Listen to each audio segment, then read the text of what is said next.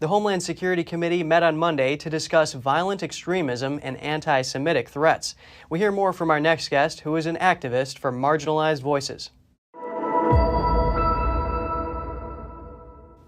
Joining us now is Emmy-winning actor, host, filmmaker Yuval David, who works with the organization End Jew Hatred. Thank you for speaking with us today, Yuval. Thank you so much for having me on your show. According to the House Committee on Homeland Security, there has been a 25% increase in anti-Semitic attacks in New Jersey over the last year. What do you think is causing this? Well, one of the problems is this isn't just New Jersey, it's across the country. We're seeing a rise in anti-Semitism, which I actually refer to as Jew hatred, across the country. It's happening on social media. It's happening in public forums. We're seeing it in media. We're seeing it in entertainment. We're seeing it on the streets, for example, in New York City and in Chicago and in Los Angeles and in these major cities. We're seeing attacks on Jews, people who are wearing things like what I'm wearing, this Magen David, the Star of David around my neck. What is the cause of it? I think the cause of it is the fact that there's this rise in emboldened hatred across the country. We're seeing it on the right and we're seeing it on the left. We're seeing it within far right conservative groups and far left progressive groups. There's a problem when anti-Semitism, when this Jew hatred is so emboldened, where people refer to it as the canary in the coal mine. When Jew hatred is so publicly expressed, it's a sign that there are worse things that are happening within the society. And Yuval, how can this violence be stopped? It can stop when more people speak up. I always say that the best response to hate speech is more speech. So for those of us who are hearing it or seeing it, respond to it. Respond with positivity, respond with information. If you can read books about the topics to know what you're talking about, or at least respond with love, respond with kindness, especially on social media. Whenever I have these speaking engagements and workshops, I say that it is so important whenever you see some negative comment, write 5 positive comments, no matter if it's even to the same post. It could be to your friend, to your family, whatever it is. We need to counterbalance the amount of hate speech with positive speech.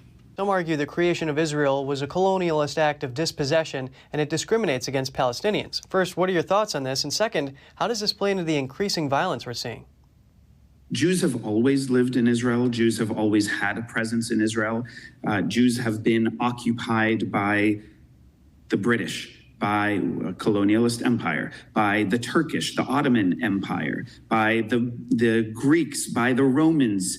We have such a history of being occupied and colonized by other people who kick us out of our land, and we keep trying to go back. This is something we talk about throughout Jewish history. So firstly, Jews do have a place in that land. It is proven by history. Secondly, my great-great-grandparents fled the pogroms in Russia to go back to the promised land and purchased land. They purchased lots of sand and rocks and converted that into agricultural land. We have orchards there. So they purchased this land. So I can speak about that from a personal perspective. So in terms of Israel being accused of being a white supremacist colonialist country, that is not factual. They purchased land.